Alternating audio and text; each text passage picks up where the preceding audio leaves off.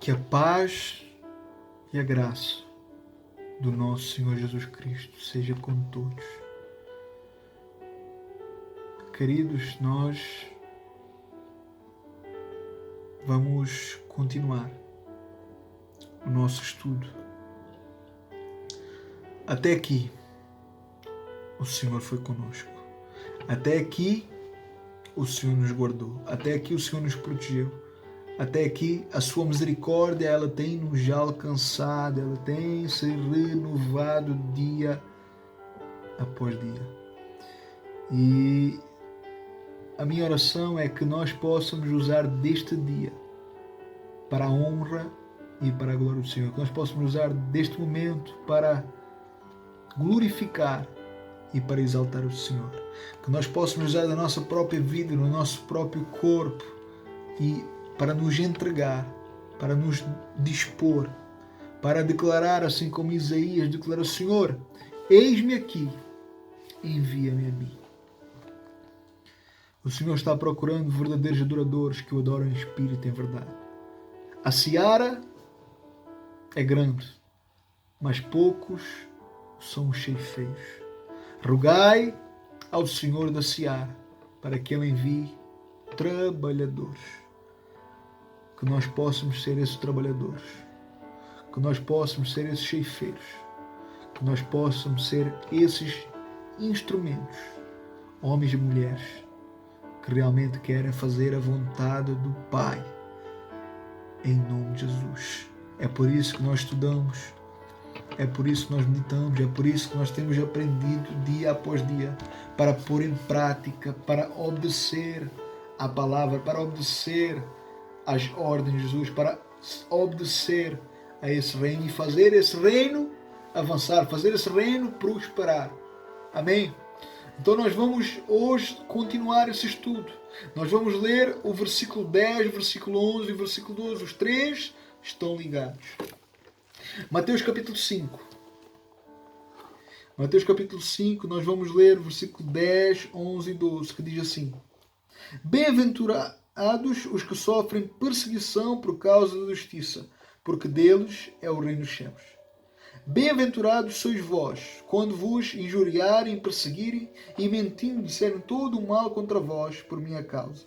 Regozijai-vos e alegrai-vos, porque grande é o vosso galardão nos céus, porque assim perseguiram aos profetas que foram ou que vieram antes de vós, de vocês.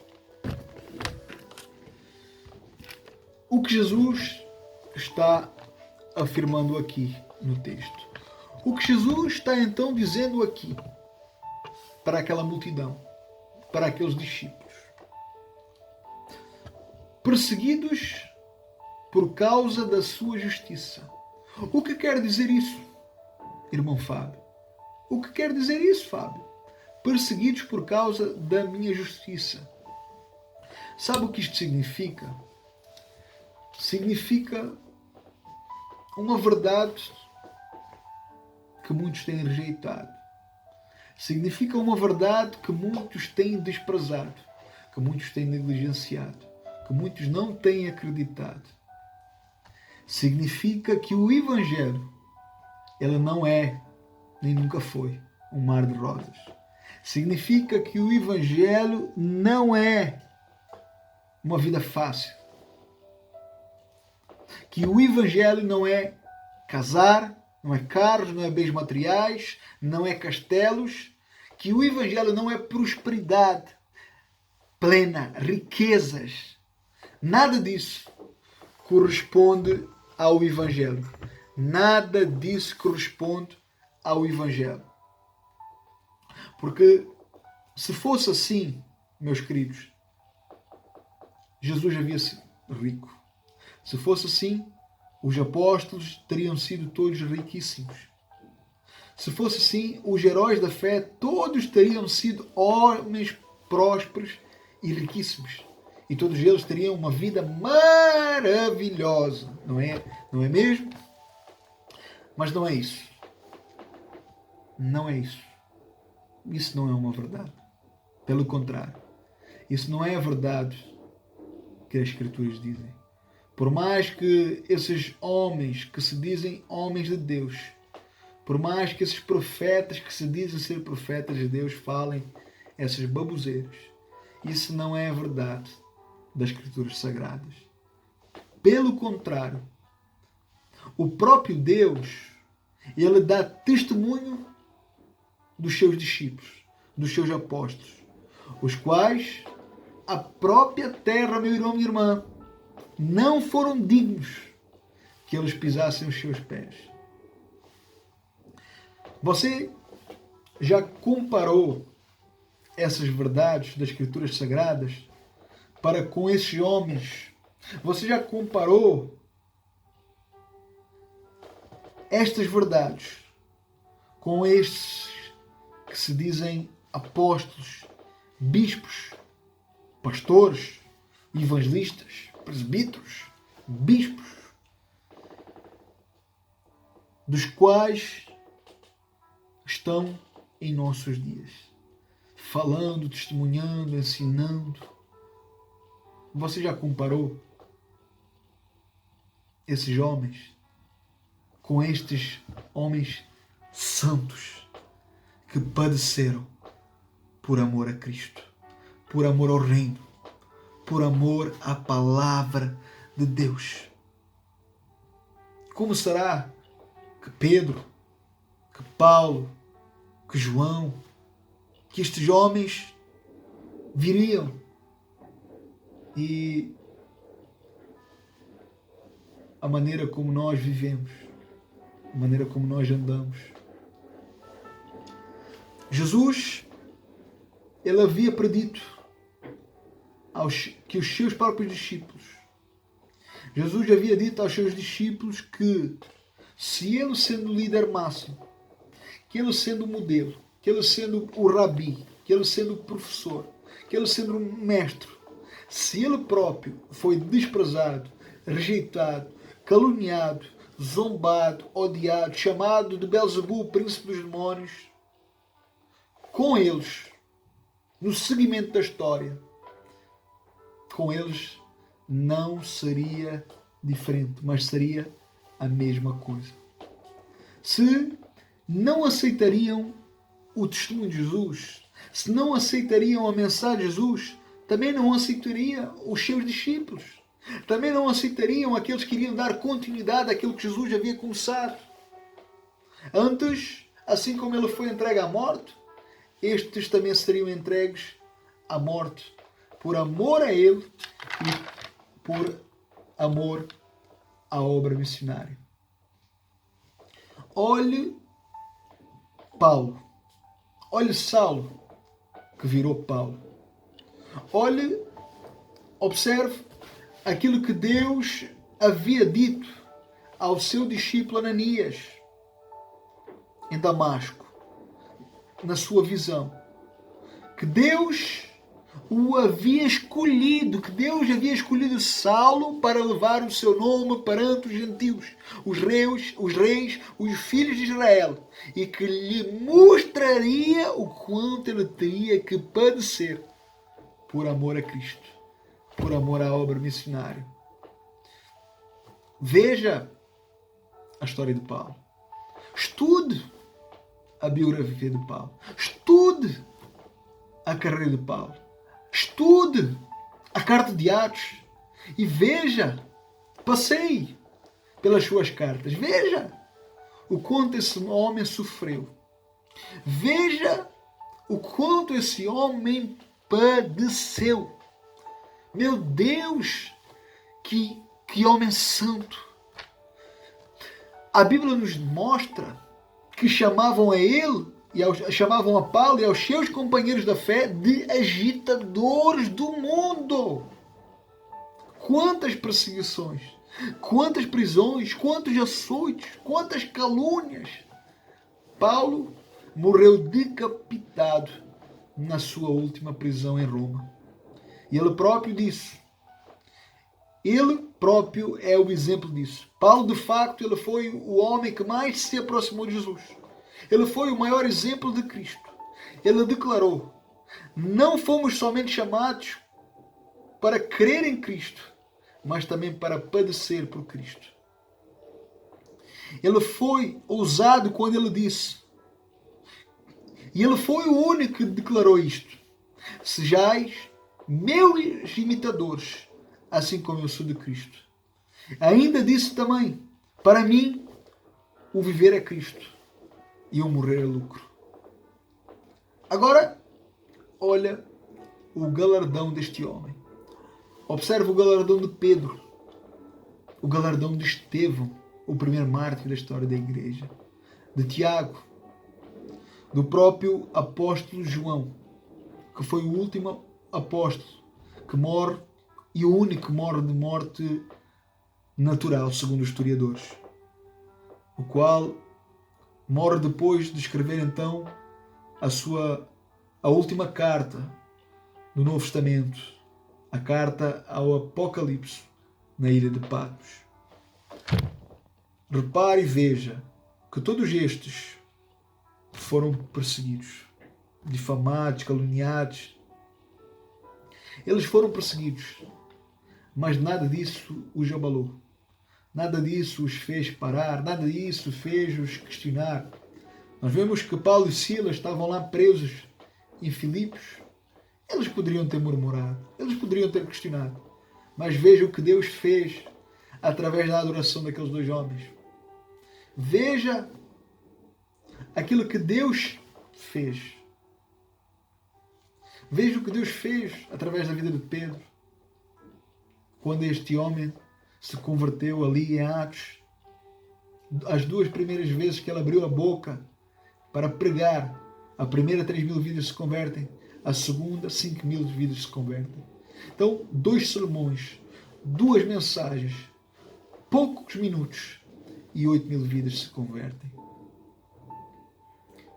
Veja o quanto estes homens padeceram por amor a Cristo, por amor à palavra de Deus.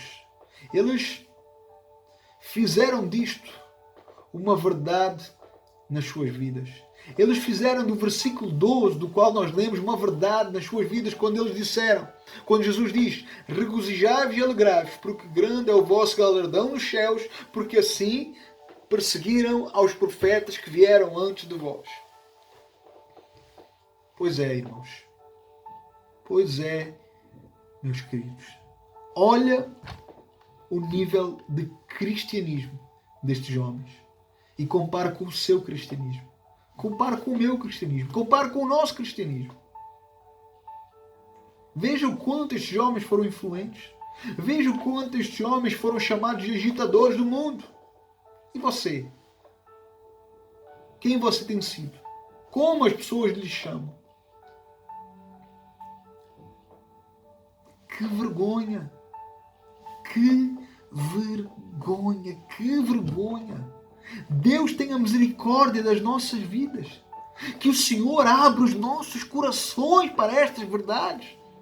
E que estas verdades elas possam penetrar os nossos corações, destruindo toda a ignorância, destruindo todas as barreiras, tudo aquilo que não nos tem deixado avançar no reino, para que nós possamos de facto ser homens e mulheres tementes, piedosos, compromissáveis, responsáveis, conscientes, diligentes, santos, do qual a terra não será digna que nós venhamos pisar os nossos pés. Meu Deus, meu Deus, meu Deus. Senhor, nos desperta, nos conscientiza. Meu Deus, desperta a minha vida, desperta a vida desse homem, desperta a vida dessa mulher. Meu Deus, nos desperta. Em nome de Jesus. Meu Deus, quebra os nossos corações. Meu Deus, quebra toda a dureza. Meu Deus, nos transforma conforme a tua vontade. Nos aviva conforme o teu querer.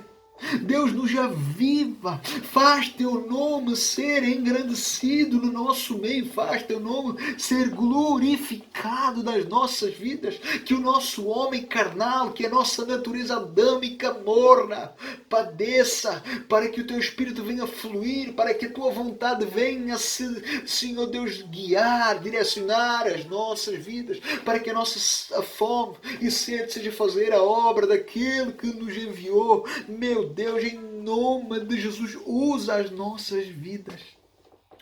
Usa as nossas vidas.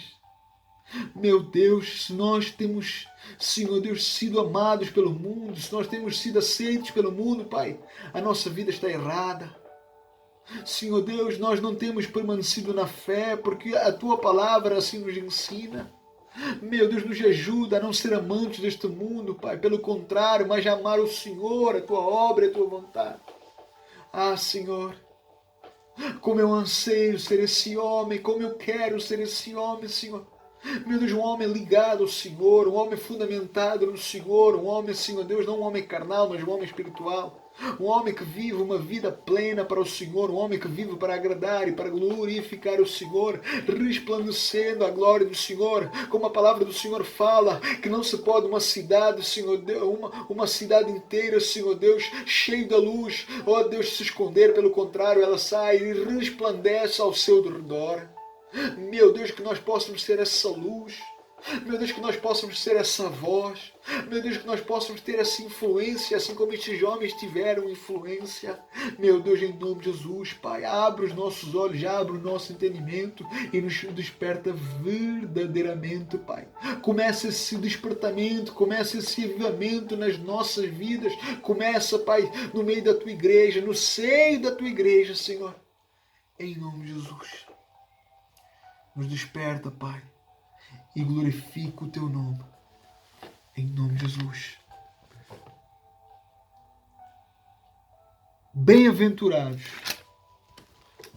os pobres de espírito, porque deles é o reino dos céus. Bem-aventurados os que choram, porque serão consolados. Bem-aventurados os mansos, porque eles herdarão a terra. Bem-aventurados os que têm fome e sede da minha justiça, porque serão fartos. Bem-aventurados os misericordiosos, porque eles alcançarão misericórdia. Bem-aventurados limpos ou puros de coração, porque eles verão a Deus. Bem-aventurados pacificadores, porque eles serão chamados filhos de Deus. Bem-aventurados que sofrem perseguição por causa da justiça, porque deles é o reino dos céus. Bem-aventurados sois vós quando vos injuriarem, perseguirem, mentindo, disserem tudo mal contra vós por minha causa. Regozijai-vos e alegrai-vos, porque grande é o vosso galardão nos céus, porque assim perseguiram os profetas que vieram antes de vós. É o momento de refletir. Nós vemos um conjunto de fatores, um conjunto de características. Este é o reino de Deus. Esta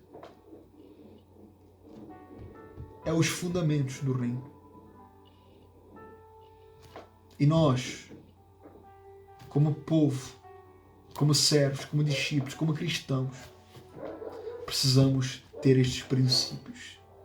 Precisamos ter estas características. Precisamos ter estas qualidades.